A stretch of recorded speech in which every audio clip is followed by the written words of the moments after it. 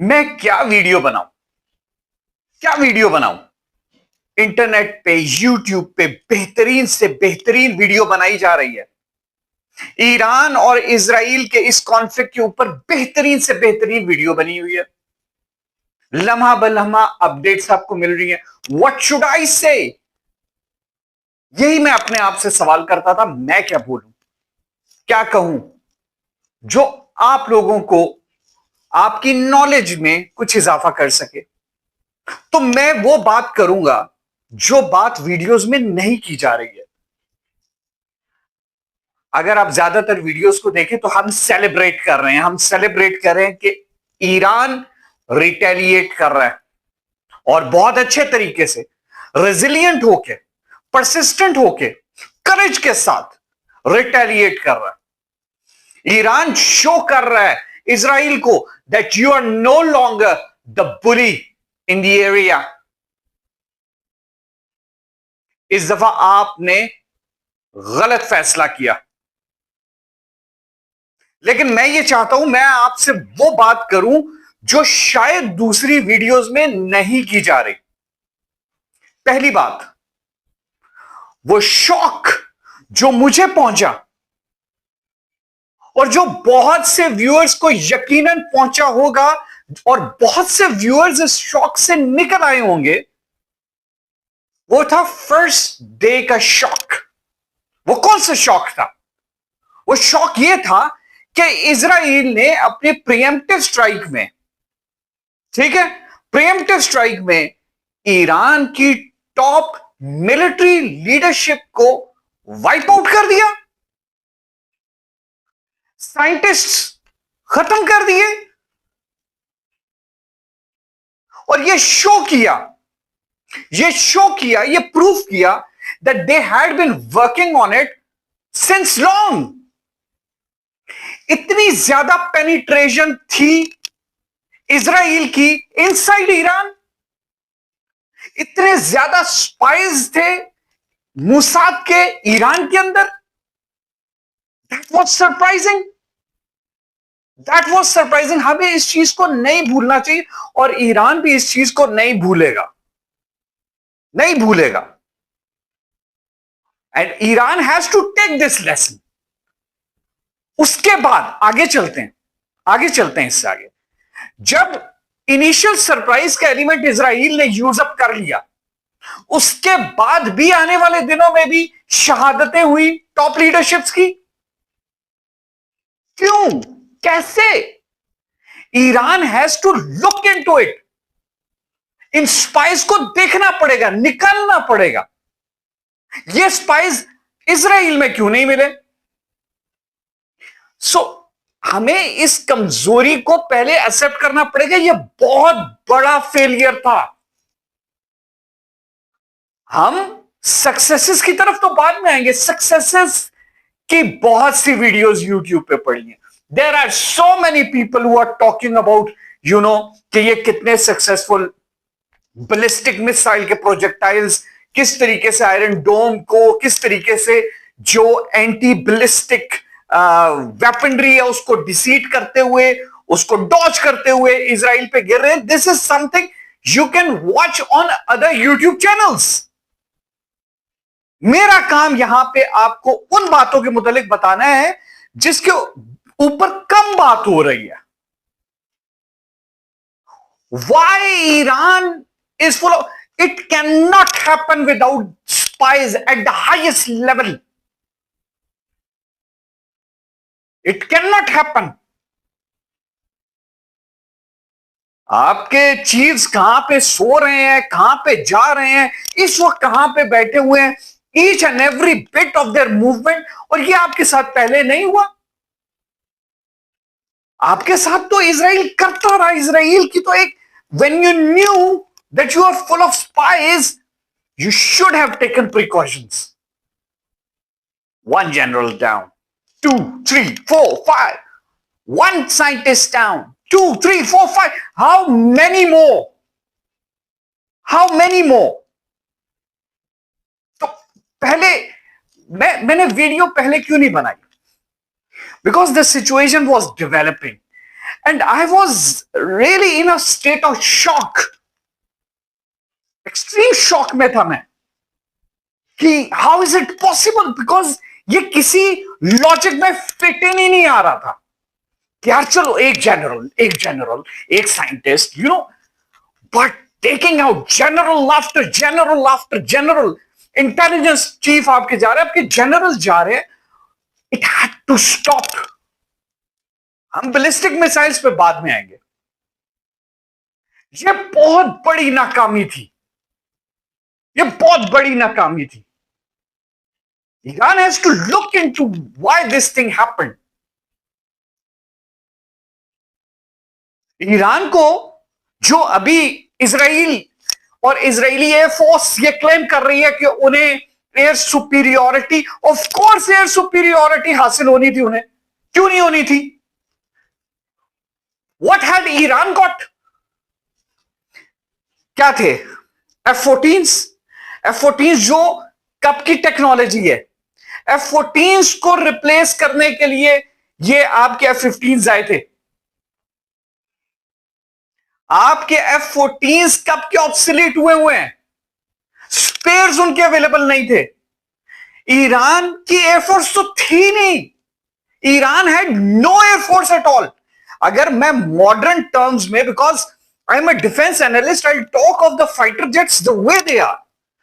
Fighter jets तो उनके आप ये समझे ये मॉडल्स पड़े हुए थे, flying models, flying RC planes.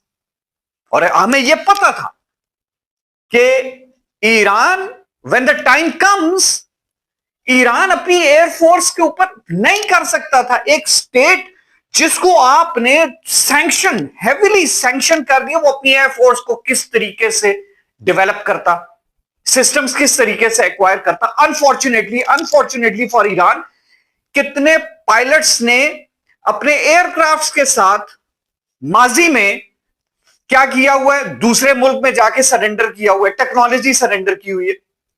दूसरे ममालिक जो है, रशिया, चाइना, इवन पाकिस्तान, इन्हें यह भी फियर होता था कि यार कई दफा ऐसा होता है कि पायलट्स डिजर्ट कर देते हैं. एक हिस्ट्री रही है. लेकिन एयरफोर्स तो कागजों में ही थी. There was no functional air force for Iran. आप F-14 जो उनके टॉप फाइटर हैं, आप उसको किसी तरीके से F-16 के साथ कंपीट नहीं कर सकते. आपने F-14 में कौन सा BVR मिसाइल, BVR उनके पास एबिलिटी कुछ भी नहीं है. एजा रेडार्स है नहीं है. So the only thing that they had, they are using it right now, and that was ballistic missiles. तो देखें, ईरान को जिस चीज के ऊपर क्रेडिट देना वो अब हम क्रेडिट देंगे, लेकिन जिस चीज को ईरान को देखना और बहुत सख्ती से देखना, वो मोसाद की वो रीच है जो ईरान के टॉप लीडरशिप्स तक आई हुई है. खाली सोल्जर्स तो नहीं उन्होंने पकड़े हुए ना, कि सोल्जर्स पकड़े हुए, सोल्जर बता रहा है मेरा चीफ यहां पे, soldier knows nothing. It had to be people at the top. तो इस चीज को रेक्टिफाई किए बगैर देयर इज नो वे. देखें, ये जितना भी अभी इजराइल और ईरान के दरमियान ये चल रहा है, इंशाल्लाह कुछ दिनों तक रिजॉल्व हो जाएगा. Israel had to learn this lesson, और इजराइल को ये लेसन ईरान दे रहा है. लेकिन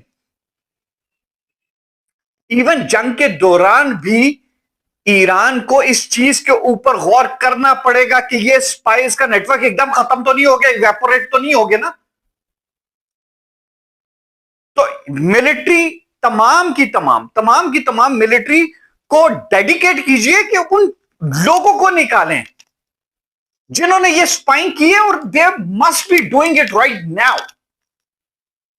इसके बगैर गुजारा नहीं है. ये बहुत बड़ी बात है, बहुत सीरियस बात है. सबसे पहली चीज ये है, you have to look into this matter urgently. इस वक्त जैसे आपके मिसाइल्स भी इजराइल की तरफ जा रहे हैं, आपके लिए यह मैटर अर्जेंट होना चाहिए. आज अभी इसी वक्त आपका प्रॉब्लम नंबर 1 ये स्पाइस है. And as long as these spies are there in Iran, they will pose a threat to the top remaining leadership. Credit की बात करते हैं जी। अब हम क्रेडिट की बात करते हैं। देखिए, कायद-ए-आज़म ने जब यह फरमाया था that without a strong air force any country is at the mercy of the aggressor. पता चल रहा है? अब मैंने कहा था ना, ये आजकल की वॉर्स टोटल एयर पावर है, टोटल एयर पावर है। ईरान ने ये जो नुकसान उठाया फर्स्ट डे, वो किस वजह से उठाया? वो इसी वजह से उठाया कि उनकी एयर पावर नहीं थी, उनका डिफेंस सिस्टम नहीं था। इसकी वजह से उन्होंने मैक्सिमम नुकसान उठाया। ये टेक्स्ट बुक एग्रेशन है, the way India made that aggression. आप देखें, मैं आपको बताऊंगा कि किस तरीके से दोनों एग्रेशंस में कितनी मुमासलत है। फाइटर जेट्स उड़ते हैं, फाइटर जेट्स अपने बॉर्डर्स में रहते हैं, और बॉर्डर्स में रहते हुए या दूसरे के बॉर्डर में ना आते हुए अपने स्टैंड ऑफ वेपन्स को रिलीज करते हैं, और वो स्टैंड ऑफ वेपन्स जो है वो टारगेट को हिट करता है। Israel did that on the first strike. फिर जब उन्होंने न्यूट्रलाइज करने शुरू किए डिफेंसेस को, तो फिर वो इन्फिल्ट्रेट भी करने शुरू हो गए। लेकिन इंडियन एयरफोर्स ने क्या किया? Indian air force did the same thing, it tried to do the same thing. I say वो पाकिस्तानी बॉर्डर को इंक्लूड नहीं किया, उन्होंने स्टैंड ऑफ वेपन्स जो है वो रिलीज किए, लेकिन Pakistan air force was there with all the assets. Pakistan air force ने न्यूट्रलाइज किए बहुत सारे एयरक्राफ्ट्स इंडियन एयरफोर्स के। मैं उस डिबेट में अभी नहीं जाता, क्योंकि वो अभी हमारा टॉपिक ऑफ डिस्कशन नहीं है। मैं आपको सिर्फ बताना चाहता हूं कि Pakistan air force prevailed because of a strong air force. Pakistan army कितनी स्ट्रांग थी मैटर नहीं किया, पाकिस्तान नेवी कितनी स्ट्रांग थी इतना मैटर नहीं किया, क्योंकि आपके मॉडर्न जो कॉन्फ्लिक्ट्स होते हैं वो precision based ammunition on a short duration targets को किस हद तक अचीव करते हैं, इन चीजों के ऊपर डिसाइड हो जाते हैं। इनिशियल कुछ डेज में ये डिसाइड हो जाता है। अग्रेसर जो होता है वो जान जाता है कि यार जिस के ऊपर मैं एग्रेशन कर रहा हूं, जिसको ऊपर मैं अटैक कर रहा हूं, वो मैं कितने अरसे तक सस्टेन कर सकता हूं। अगर वो नहीं सस्टेन कर सकता तो इट पुल्स बैक। ये बहुत स्मार्ट किस्म के अटैक्स होते हैं, प्रिवेल वहां पे करते हैं जब एग्रेसर ये समझता है। मैंने एक वीडियो वो भी बनाई थी एस्केलेशन लेडर की, और मैंने कहा था किस तरीके से एस्केलेशन लेडर को अगर रिस्पेक्ट ना किया जाए तो फिर किस तरीके से चीजें हाथ से निकल जाती हैं। एस्केलेशन लेडर को इजराइल ने बिल्कुल भी, ये तो इजराइल की आदत है, इजराइल कभी भी एस्केलेशन लेडर को रिस्पेक्ट नहीं देता। अरब इजराइल कॉन्फ्लिक्ट में देखिए क्या किया, पूरी की पूरी जो एयरफोर्स थी अरब कंट्रीज की वो जमीन के ऊपर ही तबाह कर दी, और इसका उसको फायदा हुआ।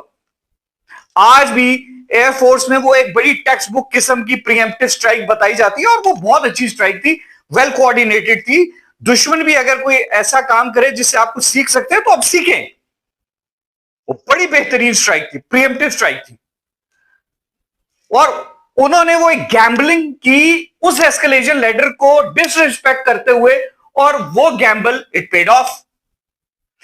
अच्छा, उसके बाद क्या किया? इराक के न्यूक्लियर वेपन्स के ऊपर स्ट्राइक की, बेहतरीन strike, 8 F-16 they did the job. Escalation ladder को उन्होंने नहीं रिस्पेक्ट किया, doesn't matter, Gamble paid of, जबरदस्त। तो वो एक आदत में आगे थे, और उनकी आदत ये थी कि यार हमारी एयर पावर इतनी स्ट्रांग है कि हम किसी भी मुल्क के ऊपर इस तरीके से हमला करें and we get away with it, हम अपने ऑब्जेक्टिव्स को अचीव करें and we get away with it. This is what they did with Iran. ठीक है, तो ईरान के साथ भी उन्होंने ऐसे ही करने की कोशिश की, लेकिन this time they were wrong, क्योंकि ईरान ने जो रेजिलियंस शो की, डिस्पाइट द फैक्ट कि जब उनकी इजराइल की पहली प्रीएम्प्टिव स्ट्राइक, हमें मानना पड़ेगा कि यार that was out of the ordinary, out of the ordinary. मतलब आप पहली स्ट्राइक में इतने टॉप जनरल्स को, इतने न्यूक्लियर साइंटिस्ट को यू टेक देम आउट। आपके दुश्मन भी हो तो आपको एक्सेप्ट करना पड़ेगा, यार ये क्या कर दिया, ये तो गेम ही हाथ से निकल गई। तो the way the Iran came back, it surprised Israel, it surprised everyone.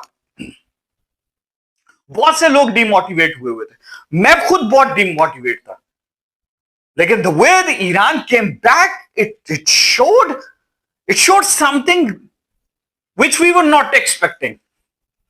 आगे चलते हैं। स्पाइस की मैंने बात की, ये सबसे पहले जंग के दौरान ही do the fishing, fish them out, अपने सिस्टम से उनको बाहर निकालिए, उनको सजा दीजिए, खत्म कीजिए। ये जो मोसाद ने इतने टॉप रैंकिंग तक इन्फिल्ट्रेशन की है, मैं फिर दोबारा बता रहा हूं यार, ये किसी एक सोल्जर का या फुट सोल्जर्स का काम नहीं है। You have to do a big operation. फिर मैंने बात की एयर पावर की। एयर पावर नहीं थी ईरान के पास, ईरान के पास नहीं थी, अभी भी नहीं है एयर पावर। आप अपने एनालिसिस में एयर पावर को निकाल के बाकी एनालिसिस कीजिए। आप कभी भी ये नहीं कह सकेंगे यार Israeli air force versus Iran air force, तो हमें क्यों पता नहीं चल रहा कि ईरान एयरफोर्स के भी कोई जहाज गिरा नहीं गिरा। Iran air force doesn't exist unfortunately. देखिए, जिस मुल्क के ऊपर पाबंदियां लगी होती है ना, फाइटर जेट्स कितने कंट्रीज बनाते हैं, आप मुझे बताइए कितने कंट्रीज बनाते हैं। बेहतरीन फाइटर जेट्स यूरोप में बन रहे हैं, अमेरिका में बन रहे हैं, ये दोनों मार्केट्स तो बंद होगी, ये दोनों मार्केट्स बंद होगी। पीछे क्या रहेगा, China and Russia. Sophisticated technology इसलिए भी नहीं दी जा सकती ईरान को कि अनफॉर्चुनेटली इनकी हिस्ट्री में डिफेक्शंस बहुत हैं, उसको देखना पड़ेगा। Iran has to look into the reason why countries are not giving their state of the art machineries. North Korea को नहीं मिली, ईरान को नहीं मिली। दोनों कंट्रीज की एयर फोर्सेस प्रिमिटिव है। अब नॉर्थ कोरिया और ईरान क्या करते हैं, नॉर्थ कोरिया और ईरान ये करते हैं कि इस चीज को कंसोलिडेट करते हैं यार, कि अगर हमारे पास एयर फोर्स नहीं है, हमारे पास एयर एसेट्स नहीं है, तो हम इसको किस तरीके से बैलेंस कर सकते हैं। एक ही तरीका है बैलेंस करने का। एयरफोर्स आपके पास नहीं है, आप ऐसे प्रोजेक्टाइल्स रखें जो कि आपके डिटेरेंट की आउटरीच हो, आप अपनी पावर प्रोजेक्शन कर सके, और this is what Iran is doing. Iran ने कंसोलिडेट किया, ईरान ने बजाय इसके कि एयरफोर्स को यूज करते, वो तो ऑप्शन था नहीं, तो मिसाइल्स को यूज किया। तो Iran is playing smart now, Iran is playing courageously, और बहुत Israel is in a state of shock. Israel इसलिए स्टेट ऑफ शॉक में है कि वो ये समझता था ये जो इनविंसिबिलिटी, मैं इसको कहूंगा invincibility, feeling of being invincible, कि नथिंग कैन हैपन, हमारे साथ तो कुछ नहीं हो सकता, हमारी आयरन डोम में तो मिसाइल आ नहीं सकता, हम सेफ है, हम जो मर्जी प्रीएम्प्शन। और ये उनकी आदत, उनकी कुछ अच्छी कारकर्दगी ने भी दिखाई थी, और वो अच्छी कारकर्दगी अरब कंट्रीज के अगेंस्ट थी, जब उन्होंने इतनी बेहतरीन प्रीएम्प्टिव स्ट्राइक की कि अरब कंट्रीज की, मैं उसको कहूंगा कि वो अरब कंट्रीज की नेग्लिजेंस ज्यादा थी। इतना वो भी एक्सपेक्ट नहीं कर रहे थे, इतना सक्सेस रेट वो भी एक्सपेक्ट नहीं कर रहे थे जितना उनको मिला। उनके लिए भी ये आउट ऑफ द ऑर्डिनरी था। लेकिन एक फीलिंग, फिर इराक के ऊपर उन्होंने 8 F-16 से इराक की nuclear facility took it out. एक आदत बन गई थी, तो वो आदत जब आपकी बन जाती है तो आपके अंदर एक फीलिंग ऑफ इनविंसिबिलिटी आ जाती है। वी आर इनविंसिबल, हम इनविंसिबल है, हमसे कोई कैसे लड़ सकता, हम इनविंसिबल है। तो वही फीलिंग ऑफ इनविंसिबिलिटी थी कि यार लेट्स टेक देम आउट। ये कहते हैं ना, बातों से नहीं मानेंगे तो हम we will take them out. And they tried to take Iran out, लेकिन नाउ और पहले दिन उन्होंने बहुत ही, अगर देखा जाए, बहुत प्रिसीजन स्ट्राइक्स की और उन्होंने वो ऑब्जेक्टिव्स अचीव किए जो शायद वो भी ना सोच रहे हो। इतनी टॉप लीडरशिप, मिलिट्री लीडरशिप और इतनी टॉप साइंटिस्ट्स आपके अगर मारे जाते हैं तो ऑफ कोर्स आप क्रिपल हो जाते हैं। और यही वो सोच रहे थे कि ये क्रिपल हो गए, उन्होंने कहा ये अब खत्म, गेम खत्म होगी। लेकिन man power, dedicated man power Iran के पास कम ना थी। उन्होंने सोचा था स्ट्रीट्स पे लोग निकल आएंगे अपनी रिजीम के खिलाफ, ठीक है, लॉ एंड ऑर्डर का मसला पड़ जाएगा। रिजीम के जितने सिंसियर लोग हैं उनको जब आप you will take them out, जैसे ही वो उनको मारेंगे तो क्या होगा कि जो दूसरी लीडरशिप सिलेक्शन है वो मुश्किल हो जाएगी, लोग निकल आएंगे, रिजीम जो है वो चेंज हो जाएगी। ऐसा नहीं हुआ। ईरान के लोगों ने यह चीज प्रूव की कि दे आर यूनाइटेड। उनके डिसएग्रीमेंट्स है, आपस में डिसएग्रीमेंट्स होंगे, लेकिन जैसे पाकिस्तान ने यह चीज प्रूव की थी कि when an aggressor attacks us we are one, हम एक है, हम एक है। जब एग्रेसर हम पे अटैक करेगा हम एक है। तो यही चीज प्रूफ की ईरान के अवाम ने। ईरान के अवाम आज भी ये कहते हैं हम तेहरान नहीं छोड़ेंगे, अटैक करना है करो, अटैक करना है करो, हम नहीं डरते, जो आपने करना है करो। तो यही मैं सोच रहा था कि यार इतने अच्छे अच्छे यूट्यूब्स पे एक एक लम्हे की खबर चल रही है, सब बातें बताई जा रही हैं कि ईरान ने आज रात क्या किया, इजराइल ने अटैक में क्या किया।